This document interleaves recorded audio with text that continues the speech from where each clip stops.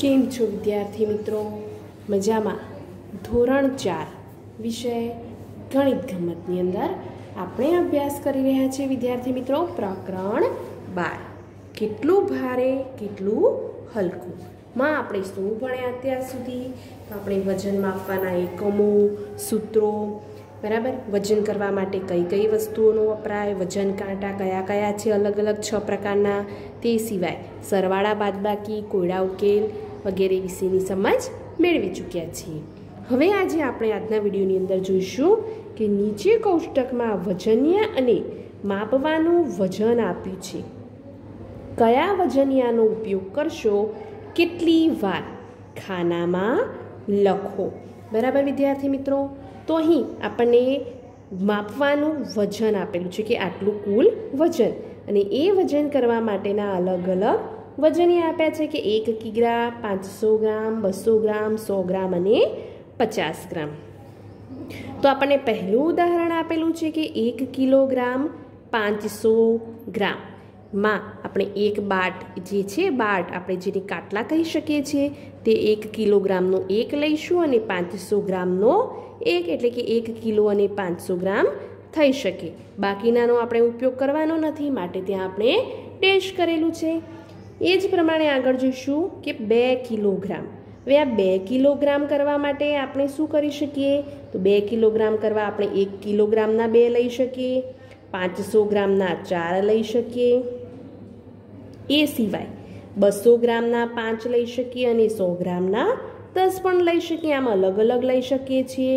તો આપણે અહીં સૌપ્રથમ લખીશું 1 કિલોગ્રામનો 1 અને 500 ગ્રામના 2. એ પ્રમાણે આપણે લઈશું, એટલે 500 500 1000, 1000 બરાબર 1 કિલોગ્રામ થાય, અને 1 કિલોગ્રામનો 1 એટલે ટોટલ 2 કિલોગ્રામ થઈ શકે. આગળ છે 900 ગ્રામ. બે 900 ગ્રામ કરવા માટે આપણે શું કરીશું? 500 ગ્રામનું 1 લઈશું અને 200 ગ્રામના 2 લઈશું, એટલે 200 200 400 અને 500 કેટલા થાય? 900 થાય. બરાબર વિદ્યાર્થી મિત્રો? ત્યાર પછી છે 3 કિલોગ્રામ અને 400 ગ્રામ. તો 3 કિલોગ્રામ કરવા માટે આપણે 1 કિલોગ્રામના 3 બાટ લઈશું અને 400 ગ્રામ માટે શું કરીશું? 200 ગ્રામના 2 લઈશું.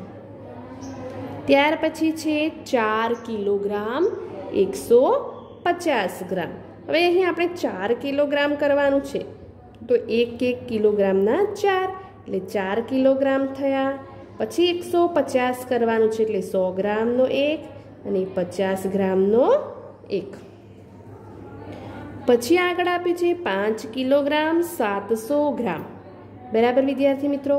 તો 5 કિલોગ્રામ કરવા માટે આપણે 1 કિલોગ્રામના 5 બાટ લઈશું.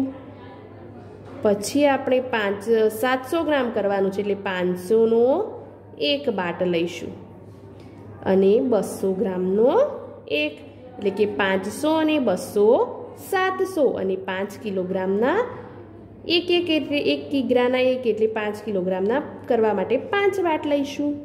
પછી છે 850 ગ્રામ. હવે 850 ગ્રામ કરવા માટે 500નું 1, 500 ને 200 700 ને 100નું 1 800 અને 50નું 1 એટલે કે 850. ત્યાર પછી છે 1 કિલોગ્રામ 350 ગ્રામ. તો 1 કિલોગ્રામનું 1, 200 ગ્રામનું 1, 100 ગ્રામનું 1 અને 50 ગ્રામનું 1, એટલે 200 ને 1 350, 350 અને 1 કિલોગ્રામનો. પછી છે 2 કિલોગ્રામ. તો 2 કિલોગ્રામ એટલે કે 1 કિલોગ્રામના 2 બાટ લઈશું, 500 ગ્રામનું 1 એટલે કે 500, પછી 200 એટલે કે 500 ને 200 કેટલા થાય? 700 ને 1 800 ને 1 850. પછી છે 1 કિલોગ્રામ 650 ગ્રામ. તો 1 કિલોગ્રામનું 1, 500 ગ્રામ 1, 500 ને 1 600 અને 1 50 ગ્રામનું. બરાબર? તો આ પ્રમાણે આપણે અલગ અલગ વજન કરવા માટે આ પ્રમાણેના જુદા જુદા વજનિયાનો ઉપયોગ કરી શકીએ છીએ. પછી છે આગળ પ્રશ્ન નંબર 4માં કે નીચેના કોષ્ટકમાં આપેલી વિગત પરથી પ્રશ્નોના જવાબ લખો. તો અહીં કોષ્ટક આપેલું છે કે બાળકના નામ વજન કિલોગ્રામમાં. બાળકના નામ વજન અને કિલોગ્રામ એટલે કે અહીં આપણને 6 બાળકો આપેલા છે અને એમના વજન આપેલા છે કે તેજસનું વજન છે 17 કિલોગ્રામ, મયંકનું વજન છે 28 કિલોગ્રામ, અજયનું વજન છે 31 કિલોગ્રામ, વિપુલનું વજન છે 35 કિલોગ્રામ, અંજલિનું વજન છે 19 કિલોગ્રામ અને મનોજનું વજન છે 21 કિલોગ્રામ. બરાબર. તો આપણે આ વિગતને આધારે અહીં આપેલા 5 પ્રશ્નોની સમજ મેળવીશું. તો પહેલો પ્રશ્ન છે કે સૌથી ભારે કોણ છે તેનું વજન કેટલું છે? તો અહીં જે આ 6 વ્યક્તિઓ આપેલા છે વિદ્યાર્થી મિત્રો, એમાં સૌથી વધુ વજન ધરાવતું બાળક કયું છે? કયું છે? 21, 19, 25, 31, 28 કે 17? કયું સૌથી વધુ વજન ધરાવે છે? 31 કિલોગ્રામ સૌથી વધુ છે, જેનું નામ છે અજય. તો આપણે જવાબમાં લખીશું સૌથી ભારે અજય છે અને તેનું વજન 31 કિલોગ્રામ છે. બરાબર વિદ્યાર્થી મિત્રો. પછી છે બીજો પ્રશ્ન કે સૌથી ઓછું વજન કોનું છે તેનું વજન કેટલું છે? તો સૌથી ઓછું વજન કોનું છે આપણે જોઈ શકીએ છીએ. સૌથી ઓછું વજન 17થી ઓછું બીજું કોઈ નથી, માટે સૌથી ઓછું વજન કોણે કહેવાશે? તેજસનું. તો સૌથી ઓછું વજન તેજસનું છે 17 કિલોગ્રામ. બરાબર. ત્યાર પછી આપણે જોઈએ આગળ ત્રીજો પ્રશ્ન કે વિપુલનું વજન તેજસના વજન કરતાં કેટલું વધારે છે? હવે આ પ્રમાણેના પ્રશ્નો આપણે આગળ ઘણા સમજી ચૂક્યા છીએ. બરાબર કે મેં તમને સમજાવેલું છે વિદ્યાર્થી મિત્રો કે કેટલું વધુ, કેટલું ઓછું અને બે સંખ્યા વચ્ચેનો તફાવત પૂછાય તો શું કરી શકીએ આપણે? બાદબાકી કરી શકીએ. બરાબર. તો અહીં આપણને એ જ પૂછેલું છે કે વિપુલનું વજન તેજસ કરતાં કેટલું વધારે છે? તો આપણે જોઈએ વિપુલનું વજન છે 25 કિલોગ્રામ અને તેજસનું છે 17 કિલોગ્રામ. તો આપણે શું કરીશું? 25માંથી 17 બાદ કરીશું. તો 25 ઓછા 17. હવે 5માંથી 7 બાદ થાય નહીં, માટે આપણે ઉપર દશકો લઈશું. એટલે કે આ 10 ને 5 કેટલા થાય વિદ્યાર્થી મિત્રો? 15. તો એ 15માંથી આપણે 7 બાદ કરીશું. બરાબર.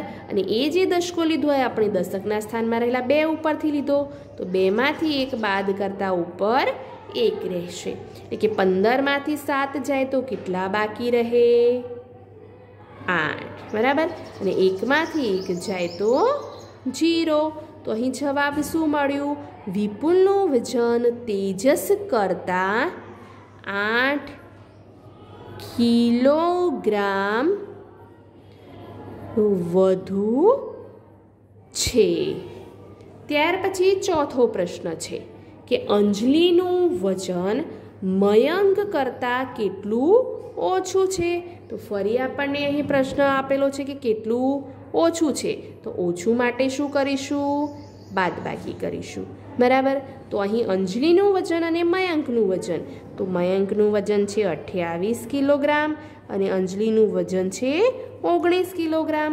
તો આપણે શું કરીશું? મયંકના વજનમાંથી અંજલિનું વજન બાદ કરીશું. તો અહીં આપણે બાદબાકી કરીશું. 28 ઓછા 19. હવે 8માંથી 9 બાદ થાય? ન થાય, માટે આપણે ઉપર દશકો લઈશું. 10 ને 8 18. હવે દશકો આપણે 2 ઉપરથી લીધો એટલે 2માંથી 1 બાદ કરતાં 1 બાકી રહે. એટલે કે આપણે અહીં 18માંથી 9 બાદ કરીશું. તો 18માંથી 9 જાય તો કેટલા બાકી રહેશે? 9 રહેશે. બરાબર. અને 1માંથી 1 જાય તો 0. તો કેટલું કિલોગ્રામ વજન ઓછું કહેવાય? 9 કિલોગ્રામ. કોનું? અંજલિનું વજન. તો અહીં લખીશું અંજલિનું વજન મયંક કરતાં 9 કિલોગ્રામ ઓછું છે. બરાબર વિદ્યાર્થી મિત્રો. હવે જોઈએ આપણે આગળ છેલ્લો પ્રશ્ન, 5મો પ્રશ્ન કે અજય અને મનોજના વજનનો તફાવત કેટલો છે? ફરી પ્રશ્નમાં આવ્યું તફાવત. તો મેં તમને આગળ જણાવ્યું એ પ્રમાણે કે કેટલું વધારે, કેટલું ઓછું અને તફાવત પૂછાય તો હંમેશા યાદ રાખવાનું આપણે શું કરીશું? બાદબાકી જ કરીશું. બરાબર. તો અહીં અજયનું વજન કેટલું છે? 31 કિલોગ્રામ છે અને મનોજનું વજન છે 21 કિલોગ્રામ. તફાવત શોધવાનો છે તો આપણે શું કરીશું? અજયના વજનમાંથી મનોજનું વજન બાદ કરીશું. તો અજયનું વજન છે 31 કિલોગ્રામ અને મનોજનું 21. તો બાદબાકી કરતાં 1માંથી 1 જાય તો 0 અને 3માંથી 2 જાય તો 1. તો બંને વચ્ચેનો તફાવત કેટલો મળ્યો? 10 કિલોગ્રામ.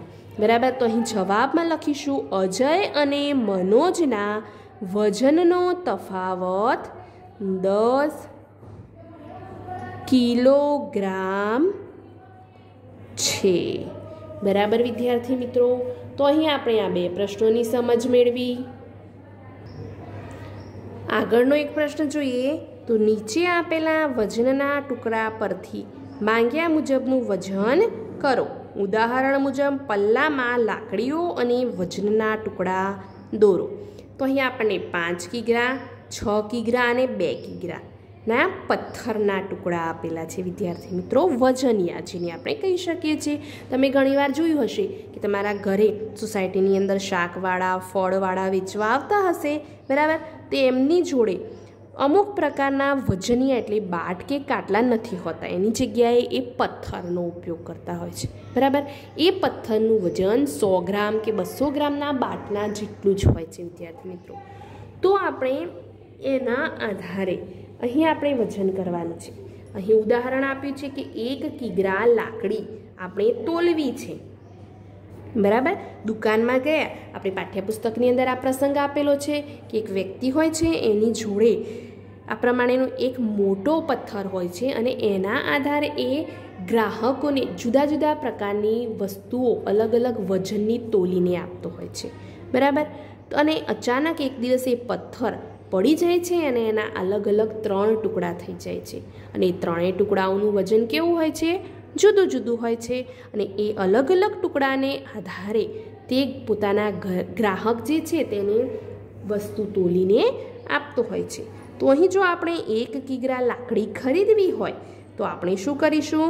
એક પલડાની અંદર 6 કિગ્રાનું બાટ મૂકીશું અને 5 કિગ્રા બીજા પલડાની અંદર 5 અને 6 બંનેમાં 6 કિગ્રા થઈ ગયા. બરાબર. તો 5 કિગ્રા 6 કિગ્રાની સામે 5 કિગ્રા બાટ અને 1 કિગ્રા લાકડી, એટલે કે આપણે આ 1 કિગ્રા લાકડી તોડીને ગ્રાહકને આપી શકીએ છીએ.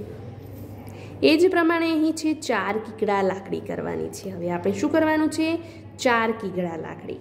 તો આપણે સૌ પ્રથમ શું કરીશું? 5, 6 અને 2માંથી એક પલડાની અંદર આપણે 6 કિગ્રાનો બાટ દોરીશું. બરાબર. 6ની સામે આપણે ગ્રાહકને કેટલી આપવાની છે? 4 કિગ્રા લાકડી આપવાની છે. તો આપણે 4 કિગ્રા લાકડી દોરીશું જેનું વજન 4 કિગ્રા રહેશે અને એની ઉપર આપણે 2 કિગ્રાનો બાટ એટલે કે પથ્થર મૂકીશું. તો 6ની સામે 2, તો 6માંથી 2 જાય તો 4 બાકી રહે, એટલે આપણે 4 કિગ્રા લાકડી આ પ્રમાણે તોલીને ગ્રાહકને આપી શકીએ છીએ. આગળ છે 3 કિગ્રા. તો 3 કિગ્રા કરવા માટે આપણે શું કરીશું? એક પલડાની અંદર 5 કિગ્રા લઈશું. 5ની સામે આપણે 3 કિગ્રા લાકડી મૂકીશું. બરાબર. લાકડી 3 કિગ્રા અને 2 કિગ્રાનો પથ્થર મૂકીશું. એ 5માંથી 2 જાય તો શું વધ્યું? 3 વધ્યા. એટલે કે એ જે બાકી રહ્યું એટલા વજનની આપણે લાકડી મૂકીને ગ્રાહકને તોલીને આપી શકીએ છીએ. બરાબર વિદ્યાર્થી મિત્રો. તો અહીં આપણે જે અલગ અલગ પ્રકારના પ્રશ્નોની સમજ મેળવી એ બધા જ તમારે સ્વાપોથીની અંદર પૂર્ણ કરવાના રહેશે. બરાબર વિદ્યાર્થી મિત્રો. અને અત્યાર સુધી આ પ્રકરણની અંદર તમારી સ્વામાં જે કંઈ પણ પ્રશ્ન બાકી હોય તે બધા જ પૂરા કરી દેવા, કારણ કે આ પ્રકરણ આપણે અહીં પૂર્ણ કરીએ છીએ. આગળના વિડીયોની અંદર આપણે પ્રકરણ 13 ખેતર અને તે સીમા ફરતેની વાડ વિશેની સમજ મેળવીશું. બરાબર વિદ્યાર્થી મિત્રો, થેન્ક યુ.